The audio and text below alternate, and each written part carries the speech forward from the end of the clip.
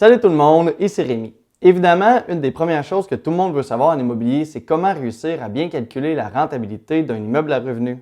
D'ailleurs, j'ai déjà fait une vidéo là-dessus, mais je vous le dis, c'était la 5e vidéo que j'ai faite de toute ma vie sur la chaîne YouTube. Je peux vous dire que j'étais beaucoup moins à l'aise que maintenant. Bref, c'est une vidéo qui, encore aujourd'hui, a plusieurs vues par jour et qui est encore d'actualité. D'ailleurs, ça vaut la peine d'aller l'écouter.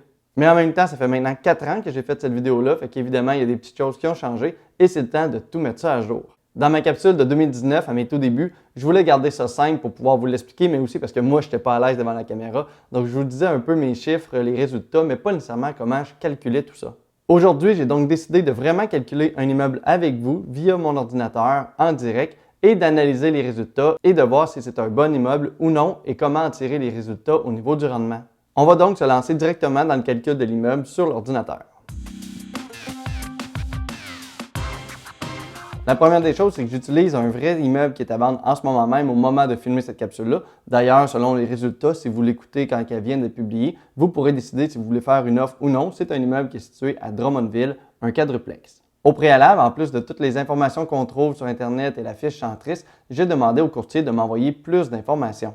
Donc, il m'a envoyé la fiche détaillée, la déclaration du vendeur, les taxes municipales, les taxes scolaires, les plans, la grille de zonage, la matrice graphique. Donc, c'est toutes des informations qu'ils vont envoyer de façon supplémentaire qu'on ne trouve pas directement sur Centris. C'est donc important de les contacter parce qu'avec ça, on va avoir plus de chiffres et ça va nous permettre d'avoir plus d'informations à mettre dans le calculateur et pas nécessairement de la spéculation. Maintenant que j'ai toutes les informations en main, on va passer directement à mon calculateur ici. Contrairement à d'autres fichiers qu'on peut trouver en ligne, que souvent d'autres groupes appellent des crunchers, eh bien moi, mon fichier, je trouve qu'il est facile d'utilisation. Ça nous donne l'heure juste de l'immeuble en ce moment, s'il est rentable ou non, et si on doit passer à l'action tout de suite. Oui, il y a plein d'autres fichiers disponibles, comme disons celui-ci qui va prendre en compte les 20 prochaines années avec l'augmentation des loyers, l'inflation, les rénovations. Mais au bout de la ligne, quand on débute et qu'on veut juste savoir si on va devoir réinjecter de l'argent ou non dans le projet, tout ça, ça ne nous sert pas à grand-chose. Surtout que sans les connaissances, le moindre changement de chiffre après la virgule, ça nous donne un tout autre résultat dans 20 ans. Difficile de savoir ce qu'on fait quand on commence et d'avoir confiance en nos résultats. C'est pour ça que j'aime bien mon fichier, ça va permettre de savoir c'est quoi le résultat en ce moment et de ne pas se casser la tête avec le futur. Évidemment, on va pouvoir faire des prévisions, on va pouvoir regarder, il faut être intelligent, mais au moins on a le résultat concret de ce que c'est l'immeuble en ce moment. Donc, quand on rouvre le document est vierge. Il y a déjà quelques chiffres qui sont rentrés de base, mais ça va se calculer au fur et à mesure qu'on va le remplir. La première des choses aussi, c'est qu'on voit que justement, il y a des calculs qui ne se calculent pas parce qu'il manque des informations. Donc ici, au niveau du rendement et de toutes les métriques qu'on peut trouver sur l'immeuble, ça ne se calcule pas. Donc, on va commencer à le remplir. On va y aller ensemble et je ne l'ai même pas fait par moi-même avant. Donc, on va vraiment le faire au fur et à mesure ensemble. La première chose, c'est de faire la valeur municipale du terrain. Ça va être important quand même d'inclure ces informations-là. Donc, 76 600, je l'ai trouvé directement sur Centris ou sur la fiche que le courtier m'a renvoyée. La deuxième chose, c'est la valeur municipale, mais cette fois-ci, pas du terrain, mais de la bâtisse proprement dit. On est à 295 200. Donc, ça nous fait le montant total de l'évaluation municipale ici de 371 800. Et ensuite, c'est un immeuble qui a quand même déjà de l'état et tout ça. Il n'y a pas de rénovation à mettre dans l'immeuble à l'achat pour qu'on puisse en tirer son potentiel actuel. Donc, on peut laisser ça à zéro. Vous voyez aussi là, que dans mon fichier, il y a plein de petites notes là, à chaque case. Donc, c'est facile d'aller chercher les informations qui vous manquent si vous ne savez pas comment le remplir. Au niveau des coûts d'acquisition, on va se retrouver à avoir le notaire, entre autres, donc c'est le plus important. Un notaire aujourd'hui va coûter entre 1200 et 1500 $, on va dire ça comme ça. Mais aussi tout ce qui est le coût, entre autres, là, pour l'évaluation, pour l'inspection. Donc au niveau du coût d'inspection, on va se retrouver selon le type d'immeuble entre 500 et 2000 $ selon si c'est un plus gros immeuble. Donc c'est important de le calculer ici. 1500, je pourrais peut-être mettre pour cet immeuble-là 1800. On va se laisser un petit lousse là, pour voir. La taxe de mutation, c'est une taxe qui va se calculer automatiquement. Elle va se calculer automatiquement sur le prix le plus élevé qui est soit le prix d'achat ou le prix de l'évaluation municipale, la valeur de l'évaluation municipale. Fait qu'au final, en ce moment, elle est calculée sur l'évaluation municipale et elle donnerait 4 077 $. Mais nous, on va mettre le prix d'achat ici demandé. Donc, le prix d'achat demandé, c'est 679 000 $. Donc, au final, la taxe de mutation se calcule sur le plus élevé des deux, donc on est plus élevé que la valeur municipale. Donc la taxe de mutation vient de se recalculer et elle va quand même coûter 8 685 $. C'est non négligeable, ça va faire partie des coûts qu'on va avoir à l'achat. Donc, on inscrit toujours le prix qui est demandé à la base et on va pouvoir revenir par la suite pour faire différents scénarios. Ensuite, le comptant, donc ça, c'est la mise de fonds. On parle ici de 20% de mise de fonds, donc ce n'est pas propriétaire occupant qui va être dans l'immeuble, c'est vraiment un pur investissement. C'est un quadruplex, donc on peut mettre 20% de mise de fonds, ce qui va nous faire un déboursé quand même de 135 800 $. Donc c'est important de l'avoir si on veut l'acheter. Sinon, vous pouvez l'acheter avec la SCHL, passer propriétaire occupant ou des choses comme ça. Ça va vous permettre de réduire la mise de fonds. En même temps, ça va augmenter votre rendement, mais diminuer votre cash flow. Donc, on va pouvoir faire différents scénarios au fil du calcul. Donc, ce qu'on va faire, c'est qu'on va avoir un montant de 80% qui va être financé, donc un prêt de 543 200 $. Sur ce prêt-là, on va y appliquer des taux d'intérêt de 6,5%. Donc là, le taux d'intérêt, ça dépend vraiment de quand vous écoutez la capsule, de comment c'est rendu et de où ça va être rendu. Là, les taux, ils vont encore avoir augmenté, ça va-tu avoir diminué? Donc, ça va dépendre de toutes ces informations-là. Mais en ce moment, 6,25, c'est quand même réaliste, on va dire ça comme ça. Et un amortissement sur 25 ans. Donc, un amortissement sur 25 ans, ça veut dire qu'on va étaler le paiement sur les 25 prochaines années. Mais le terme, ça va être plus court, ça va être de 1 à 5 ans. Et ça, le terme, on n'en tient pas compte nécessairement ici. On va prendre en considération que le taux d'intérêt va s'appliquer, serait égal tout au long de 6,5. Fait qu'évidemment, ça ne sera pas la réalité. À chaque terme, le taux d'intérêt va changer. Mais au moins, ça va vous donner une bonne idée ici. C'est les seuls chiffres là, ou à peu près qu'on a à mettre dans le premier tableau. Le seul chiffre qui va nous rester ici, c'est le nombre d'unités. Donc, c'est un quadruplex. On a inscrit 4 et ça vient compléter les chiffres qu'on a à faire. Ça nous a déjà calculé là, le paiement qu'on va avoir. Donc, ça va être des paiements hypothécaires seulement, pas des dépenses, mais le paiement hypothécaire de 3 632 $. Donc, ça va être ton paiement hypothécaire. Et ça va nous faire 43 000 par année, ce qui va nous faire un coût total de 557 000 en intérêt seulement qu'on va avoir payé. Donc, au final, on va avoir payé l'immeuble en tout 1 236 000 $ et 118 $ sur 25 ans. C'est quand même non négligeable. Donc, le coût de ton prêt est pratiquement aussi élevé que le coût d'achat directement. C'est pour ça que si tu peux acheter des immeubles cash, évidemment, tu vas avoir une bien meilleure cash flow et rentrée d'argent. Par contre, ta rentabilité va diminuer. On va tout voir ça au fur et à mesure du calcul. Donc, c'est les seuls chiffres à remplir ici. On a des choses qui ont commencé à se calculer, mais en même temps, il n'y a pas seulement des chiffres à mettre dans le calculateur, c'est toutes les informations ici sur l'immeuble. C'est important de mettre le résumé de l'immeuble. Comme ça, ça va nous permettre de le trouver dans le temps. Donc, quadruplex, parce qu'au final, et je n'ai pas l'adresse exacte au moment de filmer ça, mais je l'ai ici, 679. Ça, c'est important de l'inscrire. Donc, année de construction, on va la retrouver et tout ça, mais avec ces informations-là ici, c'est à chaque fois que tu vas réouvrir ton document, parce que ça se peut que tu en calcules plein, mais que tu ne fasses pas d'offre d'achat sur tout. Donc, en mettant les informations ici, tu vas pouvoir te retrouver et en mettant le lien de la fiche de vente, bien, tu recliques dessus, la fiche de vente réapparaît et c'est ultra facile. C'est important d'être organisé si on veut être un bon investisseur immobilier, parce que s'il faut que tu te retrouves à chaque fois et tu ne sais plus comment ils demandaient, puis tout ça, ça peut être compliqué. Moi, ça fait 12 ans que je fais ça maintenant. Il y a des immeubles qui étaient en vente là, 12 ans, 10 ans et qui sont encore en vente aujourd'hui et j'ai encore les fichiers. Fait que comme ça, je peux retrouver dans le fichier, il était vendu à quel niveau à ce moment-là, les loyers étaient de combien, les dépenses étaient de combien. J'ai tout ça de rentrer dans mon fichier, fait que je peux faire une comparaison, voir s'il y a eu de l'amélioration sur différents niveaux. Donc maintenant qu'on a complété ici l'onglet ratio d'analyse, on va tout de suite aller à l'onglet revenus. Dans l'onglet Revenus, la première des choses qu'on va faire, c'est tout simple. En fait, la première, c'est que c'est toutes des 5,5. Donc, on va écrire 5,5. Et on a 4 immeubles, donc on va copier ça ici. Et on a les loyers réels. Des fois, on n'a pas tout le temps les loyers réels, on a juste le montant global. Si tu l'envoies au courtier, tu vas demander des informations. Normalement, il les envoie le détail des baux. Mais si jamais tu ne les as pas, tu ne l'as pas contacté ou tu ne les as pas envoyés, tu vas pouvoir aussi mettre une division. Donc, si on a notre coût total, disons, qui est 38 000 quelques par année, eh bien là, on pourrait le diviser en 4, diviser en 12 pour avoir un prix moyen des logements. Mais là, dans ce cas-ci, on a les taux réels. Donc, on a notre premier logement qui est à 810 $. On en a un autre qui est à 835 $, un autre qui est à 760 $, donc un peu plus bas, et un autre qui est à 800 $. Donc, on a nos 38 000 et quelques par année, ce qui donne 3 205 $ par mois. Souvenez-vous que déjà, dans notre ratio d'analyse, on a un paiement de service de la dette de 3 632 $. Donc, avant même de rentrer les dépenses, on est dans le rouge. Ce ne sera pas évident d'être rentable avec cet immeuble-là. Je ne l'avais pas calculé avant. Je vois que ça va être difficile d'expliquer tous les concepts que je pensais vous dire, mais je vais vous montrer la réalité d'un immeuble en vente en ce moment. Donc, pour l'instant, on inscrit les prix réels. On va y revenir plus tard pour faire des scénarios, différentes estimations, mais présentement, c'est tout. On va sauter à l'onglet des dépenses. Ici, dans l'onglet des dépenses, il y a des dépenses qui sont déjà calculées toutes seules. Donc, la vacance, ça représente 5 du coût de tes loyers, du coût de tes revenus. Donc, 5 c'est 1 923 $. On a aussi la gestion qui s'est calculée toute seule, donc 1 826 $. La gestion, c'est aussi un 5 mais c'est un 5 sur les revenus effectifs.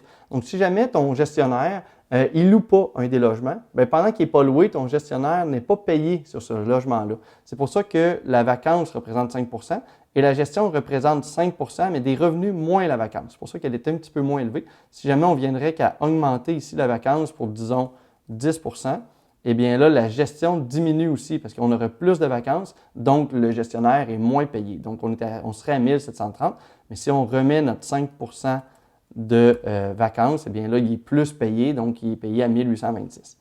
Ensuite, on a les taxes municipales, toutes ces infos-là qu'on va rentrer. On a aussi des choses qui sont calculées automatiquement, comme la réserve en capital. La réserve en capital, je vais en parler un petit peu plus tard, c'est de l'argent qu'on met de côté à chaque année pour des plus grosses dépenses. On a des frais de bureau, donc 1 de frais de bureau, ça pourrait être pour des logiciels que vous utilisez en ligne pour la gestion de vos locataires, ça pourrait être pour la signature des baux, tout simplement.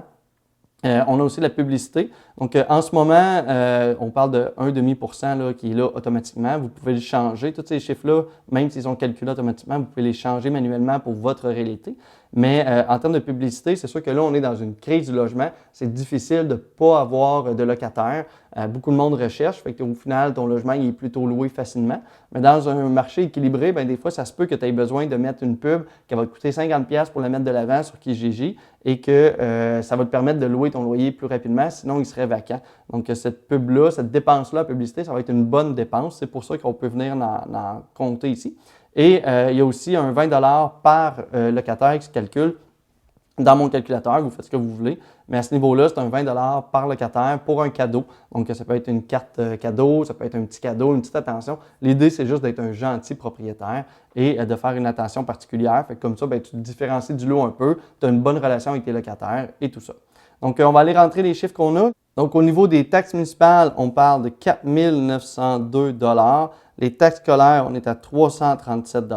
Les assurances, on ne les a pas. Si on regarde la fiche de vente que le courtier nous a envoyée, il nous inscrit juste les revenus potentiels, le total, les taxes municipales, les taxes scolaires, et c'est le total des exploitations, là, des dépenses d'exploitation de l'immeuble et un revenu net de 33 000. C'est complètement irréaliste. C'est sûr que tu vas avoir d'autres dépenses à faire, mais dans les fiches, ils ne sont pas écrits. Et c'est à peu près tout le temps comme ça. Les courtiers ne font pas le travail de demander les informations à tous les vendeurs, à toutes les infos qui sont là. Donc, au final, il faut les estimer. Si on y revient, une assurance pour ce type d'immeuble-là pourrait coûter, on dit 1 800 $ par année. Ça va être une estimation. Rendu là, tu peux appeler un courtier, te faire conseiller ou avec l'expérience, tu vas voir des chiffres passés. Certains vont mettre le coût de l'assurance dans la fiche. Donc, comme ça, tu vas pouvoir avoir le coût réel et ça va te donner une idée à force de faire des immeubles. Mais c'est ça. C'est sûr qu'au départ, ça va être un peu de l'estimation. Puis moi, ce que je fais, c'est que mon coût d'assurance, donc on inscrit, si on a le coût réel de l'assurance que le propriétaire actuel va payer. Et dans mon document, il calcule automatiquement un 15% supplémentaire. Donc, ce n'est pas tout à fait le même chiffre parce que ça, c'est les dépenses actuelles et ça, c'est les dépenses que nous, on prévoit avoir. Et la colonne qui est importante, c'est cette colonne-là. Donc, on parle ici d'un 15% supplémentaire. Et ici, dans cette colonne-là, on a le pourcentage que chaque dépense représente.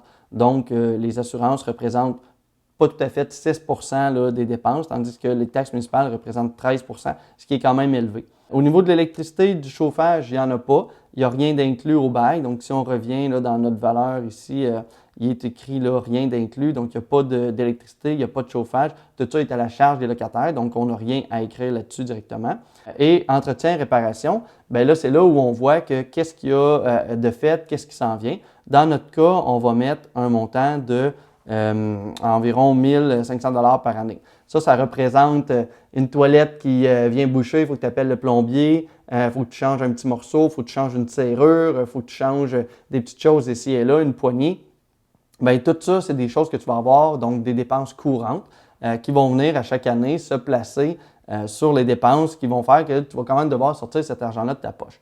Après ça, on arrive en réserve en capital. La réserve en capital, c'est de l'argent, mais qui ne va pas nécessairement sortir de ta poche à chaque année. Je vous fais un petit résumé. Disons qu'on a une toiture qui coûte 20 000 à faire et que la toiture est bonne pour 20 ans. Ben, on a l'équivalent de 1 000 par année qu'on doit mettre de côté pour être capable de payer la toiture. Donc, la réserve en capital, c'est super important. Ce n'est pas de l'argent qui part de nos poches tout de suite. Ce n'est pas de l'argent qu'on va dépenser et qu'on va penser que vraiment ça vient jouer dans nos chiffres. Mais si on l'enlève, ce qui va arriver, c'est que dans 20 ans, quand la toiture va être à refaire, eh bien, on va devoir sortir l'argent de nos poches et tout d'un coup, notre rentabilité, elle vient de tomber. Fait que c'est important de la prendre en considération.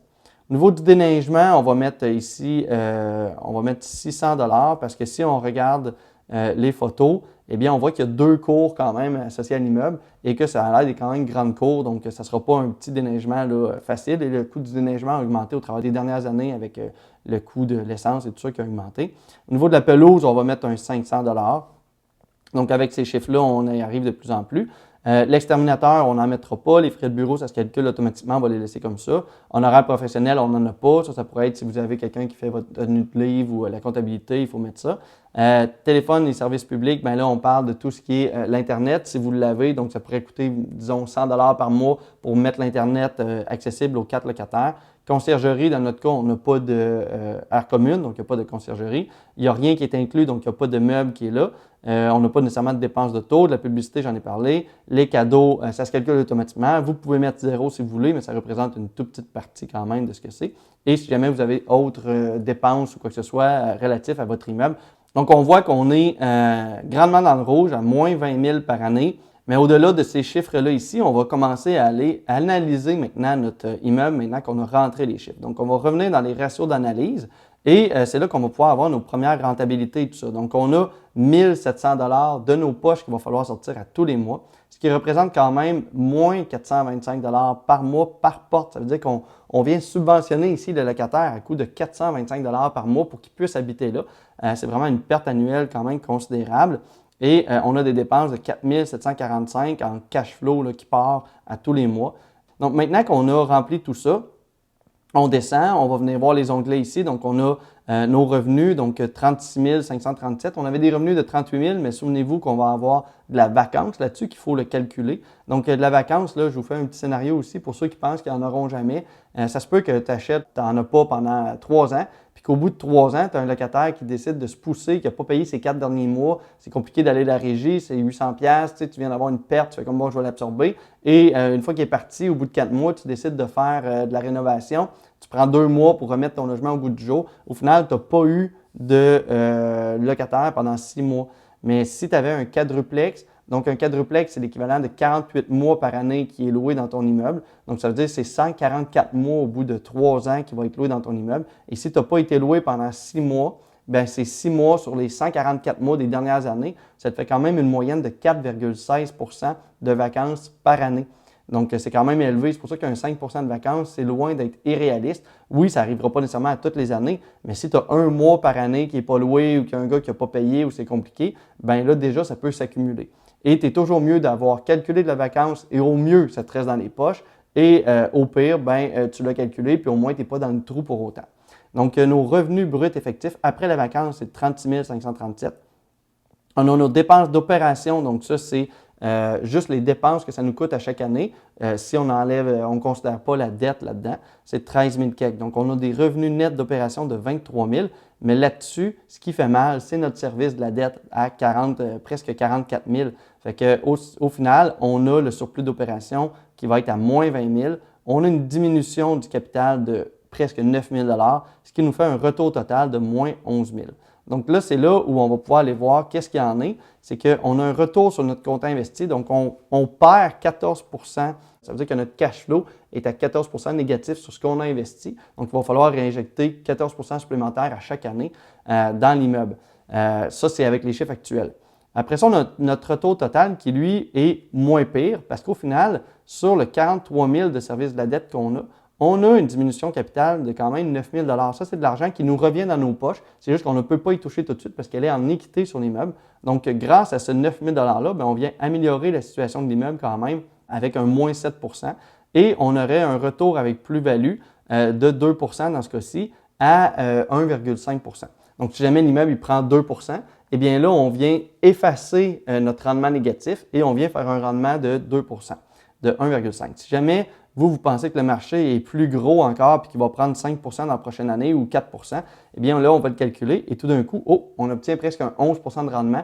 Là, c'est intéressant. Donc, avec ce 11 %-là, on pourrait peut-être penser que c'est mieux que d'aller à la bourse. Mais est-ce qu'il va prendre 4 de rendement dans la prochaine année? Ça, c'est de la spéculation. C'est pour ça qu'à la base, c'est 2 et vous pouvez le calculer sur ce que vous voulez.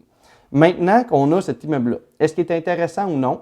On a d'autres immeubles ici, d'autres métriques ici qui sont importantes à voir. Ratio de couverture de la dette, le MRB, le RMRN, j'en parle dans différentes capsules, allez voir ça, le prix par porte, le prix par pièce. Mais l'idée, est-ce que c'est intéressant?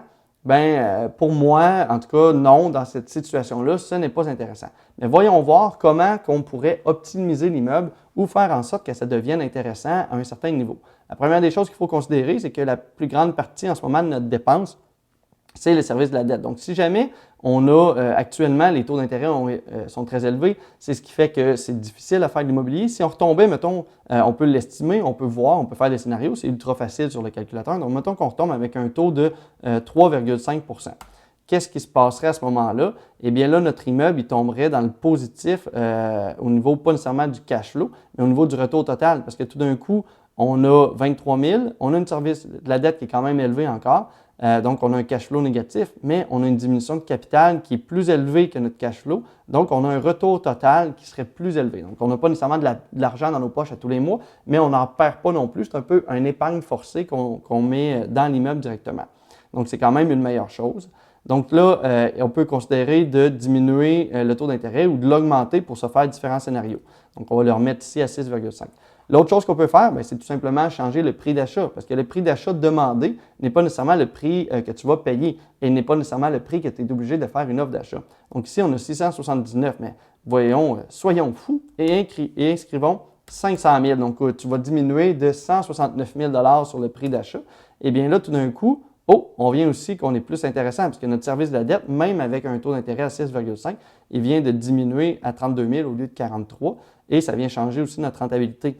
Donc là, si jamais on combine, on ne sera pas nécessairement si fou à 500 000, là, ça ne veut pas dire qu'il voudrait le vendre à ce prix-là, mais mettons qu'on met, il demandait 679, donc c'est pour ça qu'on met notre chiffre ici de prix demandé. Mettons qu'on dit qu'on y va à 600. Là. On est quand même dans le réalisme de négociation. Donc tout d'un coup, on a 600 et on estime que le taux d'intérêt va diminuer à 4 Eh bien là, tout d'un coup, on est quand même dans une bien meilleure situation. Là. On a un retour de diminution de capital qui est intéressant, qui nous fait une rentabilité qui est quand même intéressante, même avec un 2 Il y aurait aussi la possibilité d'y aller d'un autre niveau, c'est-à-dire dans les dépenses. Dans les dépenses qu'on pourrait faire, là, il faut retenir que j'ai changé quelques chiffres, là, mais si on veut faire en sorte, puis ça c'est facile via un tableau Excel, de faire en sorte que c'est rentable, après ça, il faut analyser est-ce que tout est réaliste, c'est une autre histoire. Mais il faut savoir que la gestion et la vacance, la vacance en ce moment, c'est 5 par défaut. Mais peut-être que ça ne serait pas irréaliste de mettre 3 parce qu'on est dans une crise du logement. Il n'y a pas beaucoup de vacances qui existent parce que les gens recherchent beaucoup de logements. Fait qu'à moins que ton logement soit insalubre ou que tu sois un très mauvais gestionnaire, eh bien, ton immeuble il risque d'être rempli. Donc, 3 ce n'est pas réaliste comme vacances. Il faut juste mettre un chiffre qui fait du sens ici, puis que vous soyez prêt à prendre le risque que si vous le diminuez ou vous l'enlevez, ça pourrait arriver le contraire. Parce que c'est beau que ça arrive dans le vert au niveau du document. Dans la réalité, vous ne pourrez pas juste changer un 3 pour un 5 s'il n'y a aucun locataire qui va venir dans votre immeuble. Au niveau de la gestion, ce qu'il faut savoir, c'est que oui, on a 5 de gestion par défaut. L'idée, c'est que si vous faites votre gestion vous-même, moi, je conseille à tout le monde de quand même calculer la gestion. Ce qui va arriver, c'est que si vous la faites vous-même, eh bien, tant mieux. Ce montant-là, ce sera l'équivalent de votre salaire parce que vous faites votre gestion, donc vous avez le droit d'être payé pour ça. Et le jour que vous serez tanné de gérer vos immeubles et que vous voulez la mettre en gestion, bien, vous savez que vous aurez le montant potentiel pour pouvoir le mettre en gestion et non pas nécessairement être obligé de sortir de l'argent de vos poches pour le mettre en gestion, ça ne sera pas intéressant, fait qu'au moins vous l'avez calculé. Mais si jamais il faut comprendre que vous êtes à moins 6 000 et que vous avez 1 900 ici de gestion, eh bien vous pouvez faire l'extrapolation et dire, regarde, j'étais à moins 4 000 parce que ce montant-là, il me revient dans les poches parce que c'est moi qui fais la gestion. Même chose au niveau de la réserve en capital. Donc, ce n'est pas de l'argent, je vous le disais, qui sort à tous les mois de vos poches. Donc, au niveau du cash flow, on peut facilement accumuler cette colonne-là et cette colonne-là pour un montant de 2 865 $. Eh bien, avec ce montant-là, on peut venir un peu le réduire sur notre cash flow. C'est de l'argent qu'on va sortir éventuellement, mais ça ne veut pas dire que c'est de l'argent qu'on va sortir à tous les mois. Donc, l'immeuble que vous allez devoir supporter ne sera peut-être pas si élevé que le montant qui est affiché ici. Mais les dépenses, c'est difficile de toucher. Ça va arriver quand même avec des vraies dépenses au bout de la ligne. Ce qu'on peut aller faire, c'est au niveau de nos revenus. Donc, au niveau de nos revenus, pour des 5,5 à Drummondville, pour un immeuble où on a vu quelques photos ici, ça a quand même de l'allure. Je trouve, personnellement, je ne connais pas le marché parfaitement de Drummondville ni le quartier, mais je trouve que les loyers sont bas. Donc, ce qu'on peut faire au niveau des loyers, la première des choses, c'est si on a, disons, 810 et qu'on pense qu'on pourrait le louer 1200, bien, on peut venir le changer ici.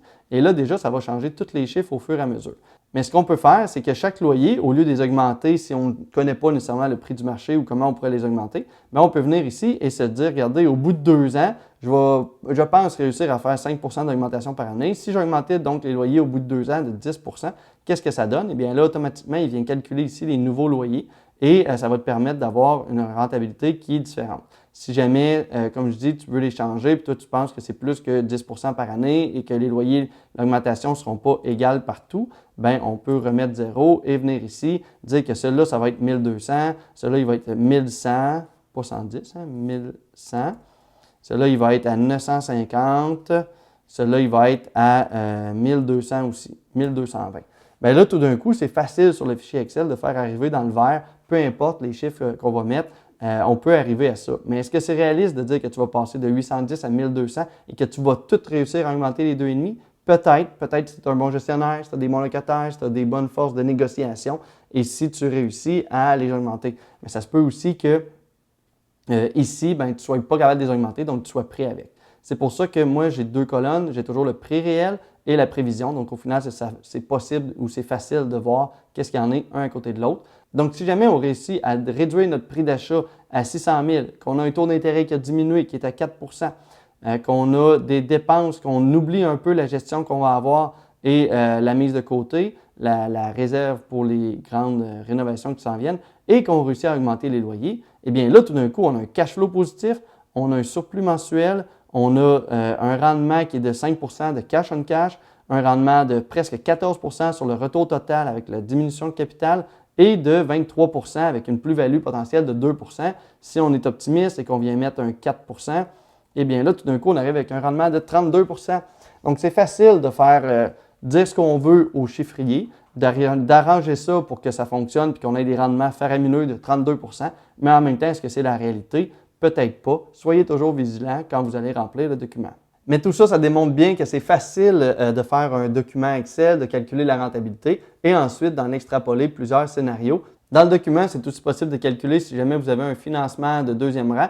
Et si vous mettez moins de mise de fonds, eh bien là, la prime SCHL, c'est possible de la calculer. Il suffit de venir ici, on va ouvrir le site web directement. Ça va nous permettre de mettre nos prix d'achat et tout ça, et ça va nous donner notre montant SCHL qu'on va devoir aller chercher. Et on va pouvoir l'inscrire ici. Ça va tout se calculer aussi au niveau du paiement du capital et des intérêts et tout ça.